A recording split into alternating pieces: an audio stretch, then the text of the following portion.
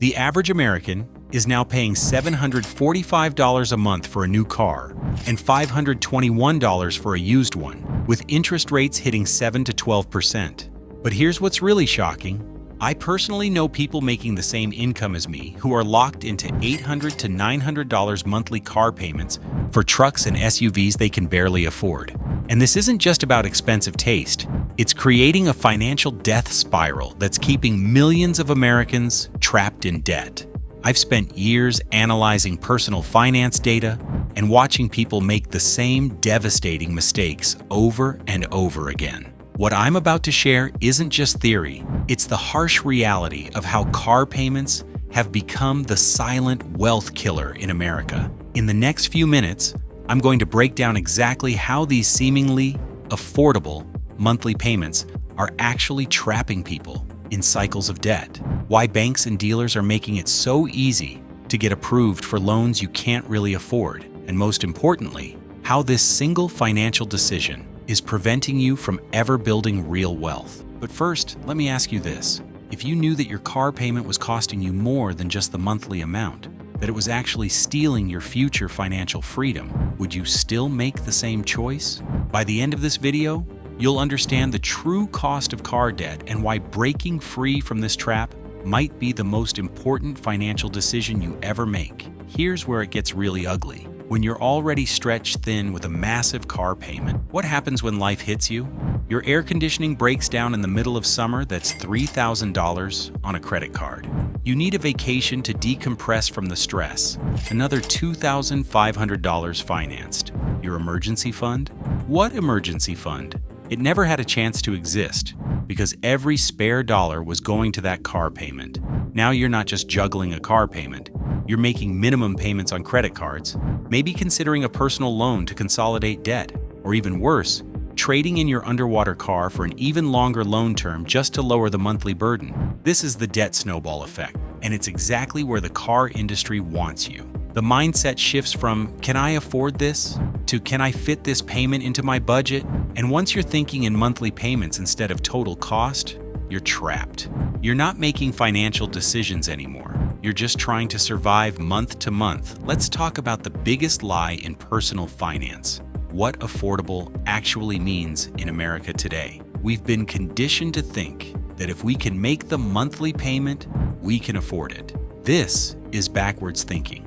And it's exactly what banks and car dealers are counting on. When you walk into a dealership, they don't ask if you have the cash. They don't ask about your savings goals or your retirement plan. They ask one question: what monthly payment are you comfortable with? And then they work backwards from there, stretching loan terms to 66, 72, even 84 months to hit your number. But here's the reality check.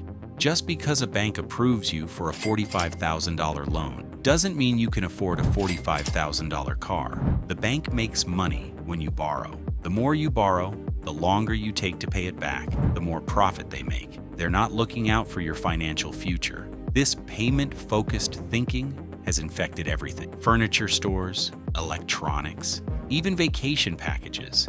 Everything is sold as a monthly payment now, and we've normalized living paycheck to paycheck as if it's just the way things have to be. Not all high car payments are bad. Paying $900 for 3 years instead of $500 for 6 years is actually smart. You minimize interest and escape debt faster, but that's not what's happening. Average loan terms are now 66 plus months, stretching toward 84.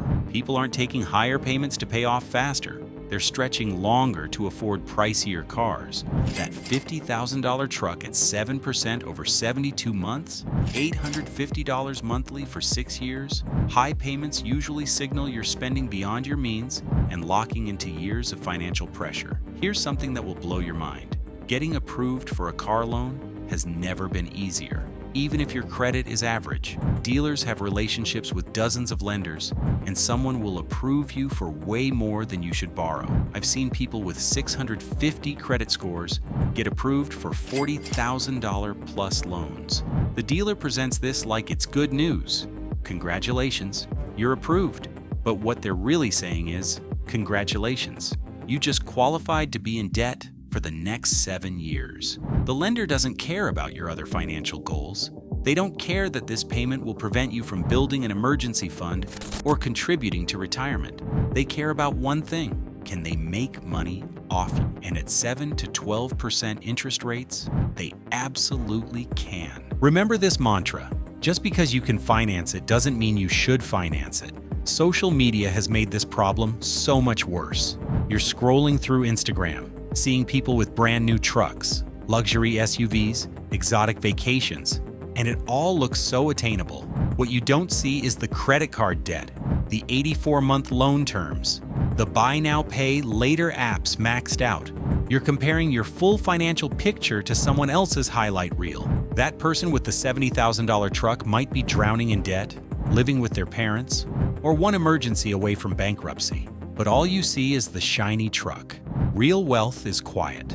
Real wealth drives a paid-off car while investing the difference. Real wealth doesn't need to finance lifestyle to keep up appearances.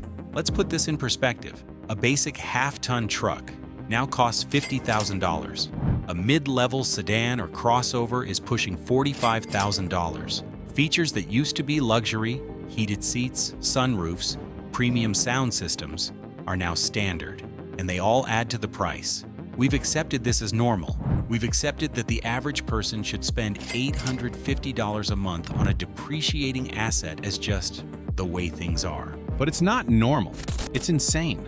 Our parents bought cars for $15,000 that lasted 10 years. Now we're financing $45,000 cars for 7 years and trading them in before they're even paid off. Here's an exercise that will change how you think about car payments forever. Take your monthly car payment and divide it by the number of hours you actually drive per month. For most people, that's maybe 30 to 40 hours. A $1,000 monthly payment divided by 30 hours of driving means you're paying $33 per hour just to sit in that car. Or think about it this way. That $1,000 a month works out to about $33 per day, every single day, whether you drive it or not. Is sitting in traffic worth $33 an hour? Is your commute worth more than most people make per hour? And what could you do with that $1,000 a month if it wasn't locked up in a depreciating asset? Here's the bottom line. If you want to build wealth, you cannot afford to have a massive car payment. It's that simple. Every dollar going to a car payment is a dollar not going to your emergency fund, your retirement, your future. The path forward is simple, but not easy. Buy less car than you can afford according to the bank. Pay cash if possible, or take the shortest loan term you can manage. Resist the urge to upgrade every few years. Your car's job is to get you from point A to point B safely and reliably. Anything beyond that is ego, and ego is expensive. The people building real wealth aren't driving the flashiest cars. They're driving paid-off cars while their money works for them in investments. They've broken free from the payment trap, and so can you. The question is, are you ready to stop funding someone else's profit and start building your own wealth?